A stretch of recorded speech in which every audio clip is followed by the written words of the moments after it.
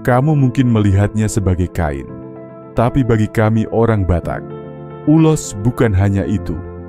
Ia adalah bahasa, doa, dan kekuatan. Ia menyelimuti bayi yang baru lahir dan juga menghantarkan orang yang pergi ke alam baka. Pernahkah kamu membayangkan bahwa selembar kain bisa menyimpan seluruh siklus kehidupan?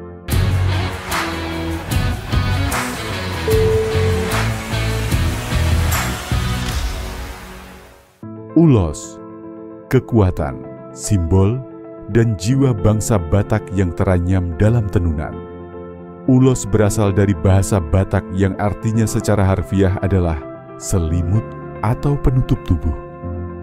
Tapi tidak seperti selimut biasa, ulos menyelimuti badan, hati, dan jiwa.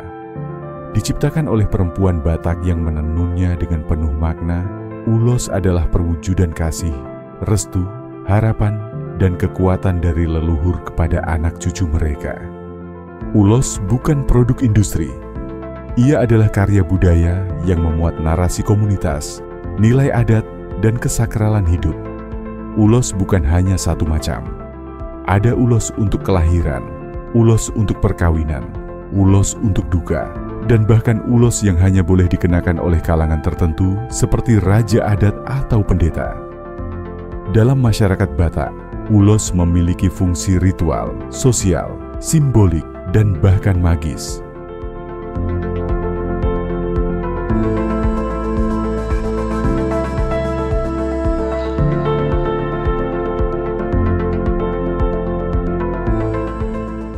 Simbolisme warna dan motif dalam ulos. Ulos dikenal dengan perpaduan warna utama, merah, putih, dan hitam. Ini bukan kebetulan. Warna merah melambangkan keberanian, semangat hidup, dan kekuatan cinta kasih. Warna putih adalah lambang kesucian, ketulusan, dan harapan akan masa depan. Warna hitam merepresentasikan keteguhan, kesabaran, dan kedalaman hidup. Dalam banyak ulos, terdapat simbol-simbol visual seperti bintang, garis lurus, zigzag, dan pola silang. Masing-masing motif ini menyimbolkan nilai, keharmonisan rumah tangga, hubungan antar marga, doa agar generasi penerus tetap kuat. Motif seperti bintang maratur menandakan keteraturan dan keseimbangan, sedangkan motif sibolang dengan garis-garis gelap mewakili kesedihan dan keheningan dalam duka.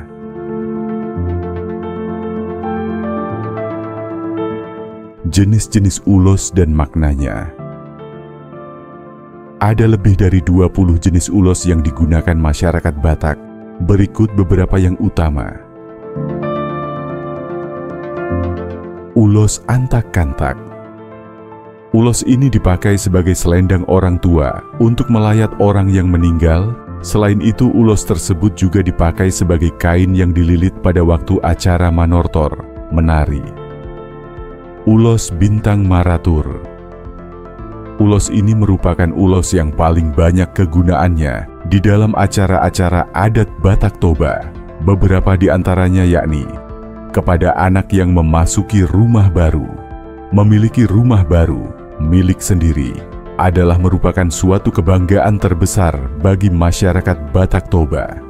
Keberhasilan membangun atau memiliki rumah baru dianggap sebagai salah satu bentuk keberhasilan atau prestasi tersendiri yang tak ternilai harganya. Tingginya penghargaan kepada orang yang telah berhasil membangun dan memiliki rumah baru adalah karena keberhasilan tersebut dianggap merupakan suatu berkat dari Tuhan Yang Maha Esa, yang disertai dengan adanya usaha dan kerja keras yang bersangkutan di dalam menjalani kehidupan. Keberhasilan membangun atau memiliki rumah baru adalah merupakan situasi yang sangat menggembirakan. Oleh karena itu, ulos ini akan diberikan kepada orang yang sedang berada dalam suasana bergembira.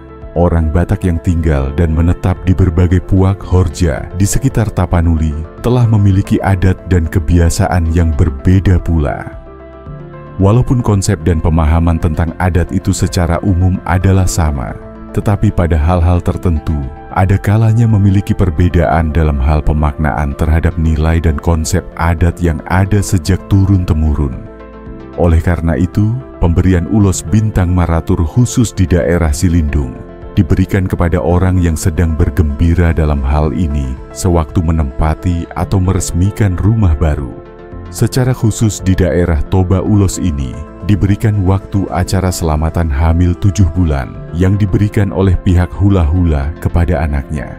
Ulos ini juga diberikan kepada pahompu, cucu, yang baru lahir sebagai parompa, gendongan, yang memiliki arti dan makna agar anak yang baru lahir itu diiringi kelahiran anak yang selanjutnya. Kemudian ulos ini juga diberikan untuk pahompu, cucu, yang baru mendapat baptisan di gereja dan juga bisa dipakai sebagai selendang. Ulos bolean. Ulos ini biasanya dipakai sebagai selendang pada acara-acara kedukaan.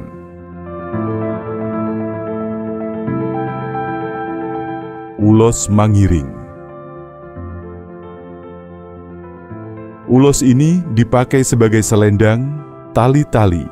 Juga ulos ini diberikan kepada anak cucu yang baru lahir, terutama anak pertama yang memiliki maksud dan tujuan, sekaligus sebagai simbol besarnya keinginan, agar si anak yang lahir baru kelak diiringi kelahiran anak yang seterusnya.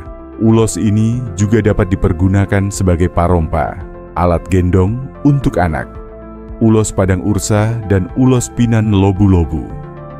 Ulos ini dipakai sebagai tali-tali dan selendang.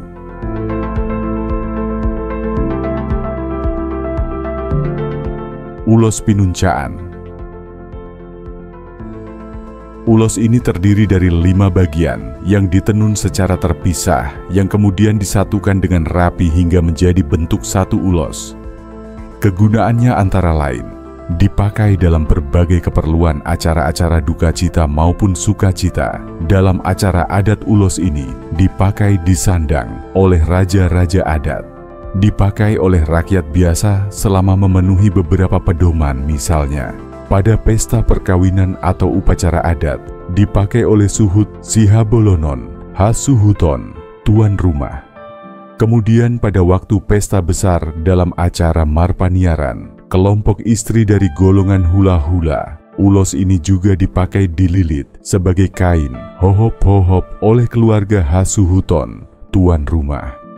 Ulos ini juga berfungsi sebagai ulos pasamot pada acara perkawinan. Ulos pasamot diberikan oleh orang tua pengantin perempuan, hula-hula, kepada kedua orang tua pengantin dari pihak laki-laki, pangholi, sebagai pertanda bahwa mereka telah sah menjadi saudara dekat. Ulos ragihotang. Ulos ini diberikan kepada sepasang pengantin yang sedang melaksanakan pesta adat yang disebut dengan nama ulos hela. Pemberian ulos hela memiliki makna bahwa orang tua pengantin perempuan telah menyetujui putrinya dipersunting atau diperistri oleh laki-laki yang telah disebut sebagai hela, menantu. Pemberian ulos ini selalu disertai dengan memberikan mandar hela, sarung menantu, yang menunjukkan bahwa laki-laki tersebut tidak boleh lagi berperilaku layaknya seorang laki-laki lajang, tetapi harus berperilaku sebagai orang tua. Dan sarung tersebut dipakai dan dibawa untuk kegiatan-kegiatan adat. Ulos ragihuting. Ulos ini sekarang sudah jarang dipakai. Konon pada zaman dulu sebelum Indonesia merdeka, anak perempuan, gadis-gadis, memakai ulos ragihuting ini sebagai pakaian sehari-hari yang dililitkan di dada. Hoba-hoba, yang menunjukkan bahwa yang bersangkutan adalah seorang putri, gadis perawan, Batak Toba yang beradat.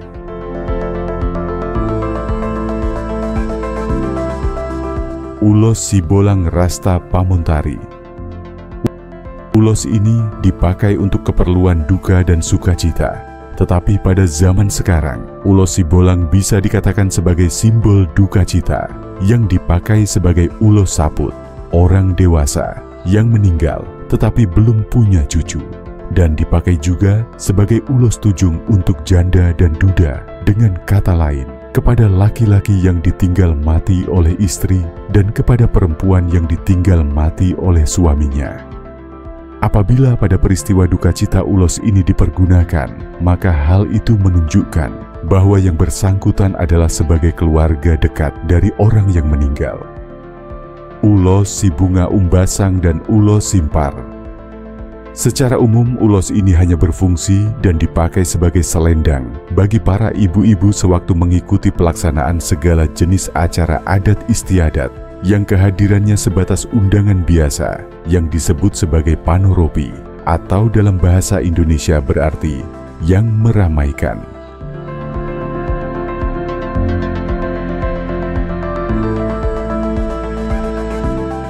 Ulos Sitolutuho. Ulos ini difungsikan atau dipakai sebagai ikat kepala atau selendang. Ulos Suri-Suri Ganjang. Ulos ini dipakai sebagai hande-hande, selendang pada waktu margondang, menari dengan alunanan musik Batak, dan juga dipergunakan oleh pihak hula-hula, orang tua dari pihak istri, untuk menggabei, memberikan berkat kepada pihak borunya, keturunannya. Karena itu disebut juga ulos gabe-gabe, berkat. Ulos Simarinjam Sisi. Dipakai dan difungsikan sebagai kain, dan juga dilengkapi dengan ulos pinunca yang disandang dengan perlengkapan adat Batak sebagai panjoloani, mendahului di depan. Yang memakai ulos ini adalah satu orang yang berada paling depan, ulos ragi pako dan ulos harangan. Pada zaman dahulu dipakai sebagai selimut bagi keluarga yang berasal dari golongan keluarga kaya. Dan itu jugalah apabila nanti setelah tua dan meninggal akan disaput, diselimutkan, dibentangkan kepada jasad dengan ulos yang pakai ragi ditambah ulos lainnya yang disebut ragi pako karena memang warnanya hitam seperti pako. Ulos tumtuman. Dipakai sebagai tali-tali yang bermotif dan dipakai oleh anak yang menunjukkan bahwa yang bersangkutan adalah anak pertama dari hasuhutan, tuan rumah. Ulos tutur-tutur. Ulos ini dipakai sebagai tali-tali, ikat kepala, dan sebagai hande-hande, selendang, yang diberikan oleh orang tua kepada anak-anaknya, keturunannya. Setiap ulos bukan hanya kain, tapi memiliki konteks penggunaannya yang tepat. Tidak bisa sembarangan dikenakan karena bisa dianggap melanggar norma adat. Spiritualitas dalam proses tenun ulos. Proses menenun ulos bukan pekerjaan biasa. Ada etika dan pantangan yang harus dijalankan oleh para penenun ulos, yang sebagian besar adalah perempuan. Dahulu, sebelum menenun, penenun harus menjalankan ritual khusus, seperti berdoa kepada roh nenek moyang, agar benangnya tidak putus. Bila benangnya sering putus, dipercaya bahwa ada gangguan dari dunia roh, dan penenun harus menghentikan pekerjaannya. Penenunan juga sering dilakukan dengan irama lagu tradisional atau mantera ringan yang membuat tenunan hidup bukan hanya indah secara visual, tapi juga memiliki energi spiritual. Setiap simpul benang adalah doa, setiap lilitan adalah harapan, setiap warna adalah pesan yang hanya bisa dibaca oleh mereka yang memahami nilai budaya.